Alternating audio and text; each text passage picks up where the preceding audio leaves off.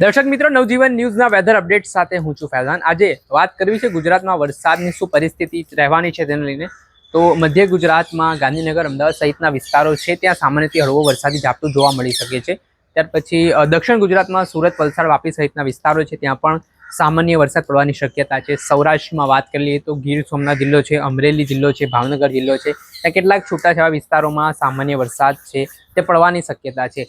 એવા કોઈ ગંભીર સમાચાર નથી, કોઈ અતિ ભારે વરસાદ હોય કે ભારે વરસાદ હોય એવા જિલ્લાઓ હાલને તબક્કે આપણને નથી જોવા મળી રહ્યા। ને આ પરિસ્થિતિમાં જે શ્રાવણ મહિનો પણ ચાલી રહ્યો છે અને આ જે વરસાદનો નવો રાઉન્ડ છે તે વાવણી લાયક વરસાદનો રહેવાનો છે, એટલે કે હળવાથી મધ્યમ પ્રકારનો વરસાદ છે તે જોવા મળવાનો છે। ત્યારે આપણે વિન્ડી મેપમાંથી પણ સમજી લઈએ કે આજના દિવસે કોઈ એવો જિલ્લો ખરો કે જ્યાં ભારેથી અતિ ભારે વરસાદ હોય, કોઈ એવી જગ્યા ખરી કે જ્યાં લોકોએ જવાથી ચેતવું પડશે। આ તમામ બાબતે આપણે વિન્ડી મેપમાં સમજીએ શું સિનારીઓ છે, હાલ ગુજરાતમાં વરસાદની સ્થિતિને લઈને હવામાન શું કહી રહ્યું છે, હવામાન નિષ્ણાંતો શું કહી રહ્યા છે તે તમામ વિશે। દર્શક મિત્ર, આજે વિન્ડી મેપના માધ્યમથી વાત કરીએ ક્યાં કેવો વરસાદ પડવાનો છે। તો ગુજરાતભરમાં છૂટો છવાયા વરસાદની આગાહી છે તે હવામાન નિષ્ણાંતો દ્વારા પણ કરવામાં આવી છે। ત્યારે આપણે જોઈ લઈએ, સૌરાષ્ટ્ર તરફ નજર કરી લઈએ તો સૌરાષ્ટ્રમાં પોરબંદર જિલ્લો જોવા મળી રહ્યો છે, ત્યાં સામાન્યથી હળવો વરસાદ પડી શકે। ત્યારબાદ ગીર સોમનાથના વેરાવળ તાલુકા, કોડીનાર તાલુકામાં પણ સામાન્ય વરસાદની શક્યતા છે। જુનાગઢ જિલ્લામાં પણ સામાન્યથી હળવો વરસાદ પડી શકે તેવી શક્યતા છે। રાજકોટમાં હળવાથી મધ્યમ વરસાદ પડી શકે તે પ્રકારની શક્યતા જોવા મળી રહી છે। મોરબીમાં પણ કેટલાક જિલ્લાઓમાં ભારે વરસાદ પડી શકે તે પ્રકારે સ્થિતિ નિર્માણ થઈ છે, હાલના તબક્કેની વાત છે।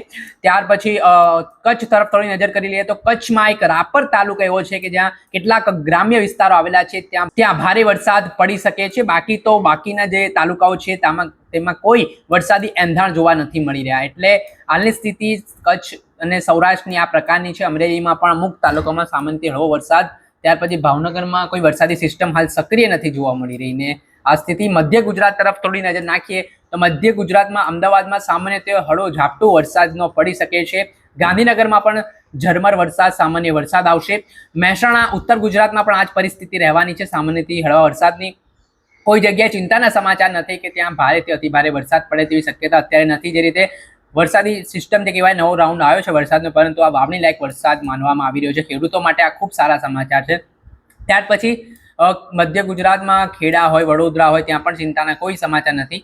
દક્ષિણ ગુજરાત તરફ થોડી નજર નાખી લઈએ તો દક્ષિણ ગુજરાતમાં ભરૂચમાં પણ વરસાદી સિસ્ટમ નિષ્ક્રિય છે, એટલો કોઈ વરસાદી માહોલ હાલ વાદળછાયું વાતાવરણ જોવા મળી રહ્યો છે, પણ જે વરસાદ બેટિંગ કરતો હોય છે તે પ્રકારે બેટિંગ નહીં જોવા મળે। સુરત, નવસારી, વલસાડ, વાપીમાં પણ સામાન્યથી હળવો વરસાદી ઝાપટો આપણને જોવા મળી શકે છે। આ સ્થિતિ છે તે અત્યારે આપણે વાત કરી રહ્યા છે 12 વાગ્યાની આસપાસની ગુજરાતની રહેવાની છે। ત્યાર પછી આદિવાસી પટ્ટાની વાત કરીએ તો તાપી જિલ્લો છે, નર્મદા જિલ્લો છે, બોડેલી, ગોધરા, મહીસાગર, દાહોદ સહિતના જે વિસ્તારો છે ત્યાં પણ કોઈ ચિંતાના સમાચાર નથી, ત્યાં પણ સામાન્યથી હળવો વરસાદ આપણને જોવા મળી શકે છે। એટલે આ સિનારીઓ છે તે આજના દિવસનો 12 વાગ્યા સુધીનો છે। હવે આપણે 4 વાગ્યાની આસપાસ થોડી નજર કરી લઈએ તો 4 વાગ્યાની આસપાસ આપણે નજર કરો તો આમાં કોઈ સિચ્યુએશનમાં એટલો મોટો ફેરફાર જોવા નથી મળી રહ્યો। સૌરાષ્ટ્રના જિલ્લાઓ હોય કે પછી મધ્ય ગુજરાતના જિલ્લાઓ હોય, કોઈ એવી સિસ્ટમ ત્યાં એક્ટિવ નથી જોવા મળી રહી કે જેના કારણે ભારેથી અતિ ભારે વરસાદ પડે, પરંતુ મધ્ય ગુજરાત બાદ દક્ષિણ ગુજરાતની વાત કરીએ ત્યાં પણ કોઈ ચિંતાના સમાચાર નથી।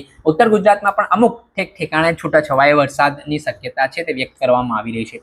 હવે કંઈક સિસ્ટમ 8 વાગ્યાની આસપાસ બને છે કેમ તે પણ એક તરફ નજર કરી લઈએ આપણે, કેમ કે એ પણ જરૂરી છે। તો 8 વાગ્યાની આસપાસ તો સૌરાષ્ટ્રની તો સાવ સિસ્ટમ છે તે હટી જાય છે કે ત્યાં વરસાદી કોઈ એંધાણ જોવા નથી મળતા।